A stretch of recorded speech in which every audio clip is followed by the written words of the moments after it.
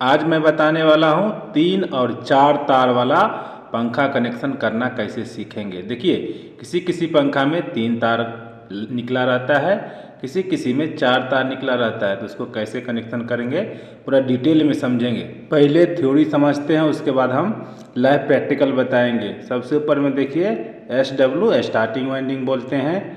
बीच में जो R लिखा है इसको रोटर यही घूमता है। सबसे नीचे रनिंग वाइंडिंग है।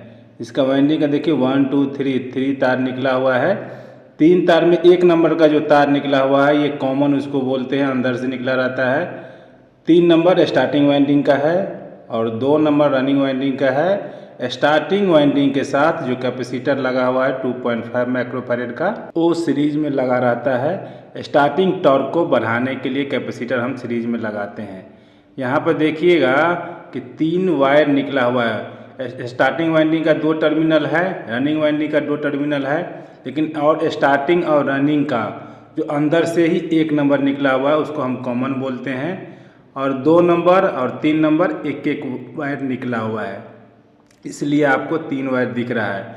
कैपेसिटर सीरीज में लगा हुआ है। किसी कारणवश पंखा उल्टा चले तो 2 नंबर का जो फेज तार है उसको 3 नंबर में लगा देंगे। अब देखिए 4 वायर सीलिंग फैन कनेक्शन करेंगे जिसमें 4 तार निकला रहता है। लाइव भी दिखाएंगे हम, वो लास्ट में दिखाएंगे। देखिए 1 2 3 4, 1 2 स्टार्टिंग वाइंडिंग का है, रनिंग वाइंडिंग का 3 और 4 2 टर्मिनल लगा है। 1 और 3 का जो स्टार्टिंग रनिंग का एक एक वायर है वो हम कॉमन में डालेंगे, उसमें हम न्यूट्रल डालेंगे, आपको ध्यान रखना है। और रनिंग वाइंडिंग और स्टार्टिंग वाइंडिंग का देखिए 2 और 4 में यहाँ पे दिया है, फेज दिया हुआ है।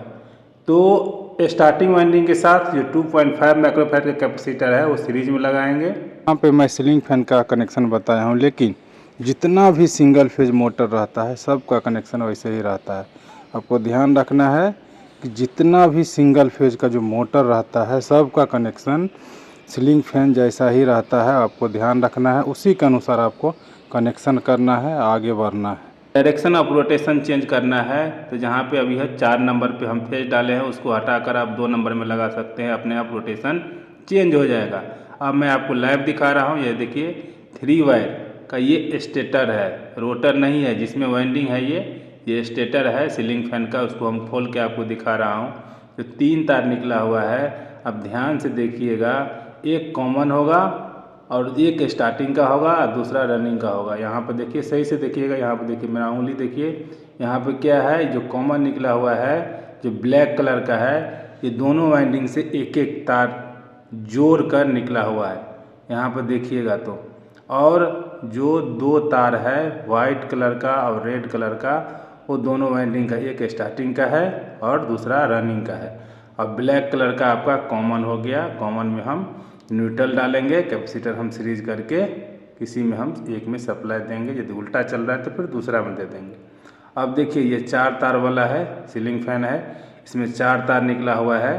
तो उसमें अब क्या करेंगे, जो कॉमन होता है दोनों वाइंडिंग का एक एक तार, मान लीजिए स्टार्टिंग और रनिंग का एक एक तार को हम, स्टार्टिंग का तार को क्या करेंगे, उसको हम जोड़ देंगे, ये कॉमन हो जाएगा। तो आपको ध्यान रखना है, 2 रेड का निकला है, 2 वाइट का निकला है, तो दोनों वाइंडिंग का एक एक टर्मिनल है। 2 टर्मिनल होता है एक वाइंडिंग का।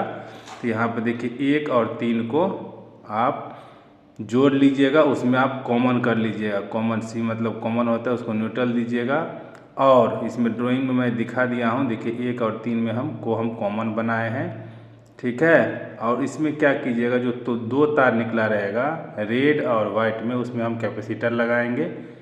कैपेसिटर में कोई पॉजिटिव नेगेटिव नहीं होता है, कैसे भी आप लगा सकते हैं। यहाँ पर ब्लू तार का देखिए 2, एक ही कैपेसिटर है, 2 तार निकला हुआ है ब्लू कैपेसिटर का। और किसी एक में फेज डालिए, मान लीजिए रेड और ब्लू में डालिएगा, यदि सही चल रहा है तो ठीक है, नहीं तो आप वाइट और ब्लू में डाल के चला सकते हैं। फेज डालेंगे एक साइड में, किसी एक में फेज डालेंगे। और कॉमन जो है वाइट कलर और रेड कलर, उसमें तो न्यूट्रल डालना ही है। तो आपको ध्यान रखना है फेज और न्यूट्रल कहाँ डालना है। ड्राइंग में ऐसे मैं बता दिया हूँ, लेकिन कोई दिक्कत है तो आप कमेंट्स कीजिएगा, मैं उसका उत्तर ज़रूर दूंगा। अब देखिए सीलिंग फैन का कुछ हम पार्ट्स नाम जान लेते हैं। ये देखिए, उसको परमानेंट मैग्नेट बोलते हैं, रिंग है ये, इसको रिंग मैग्नेट भी बोलते हैं। ये सीलिंग फैन में लगा रहता है। इसके अंदर जो होता है स्टेटर फिक्स होता है, ये जिसमें वाइंडिंग रहता है ना उसको हम स्टेटर बोलते हैं।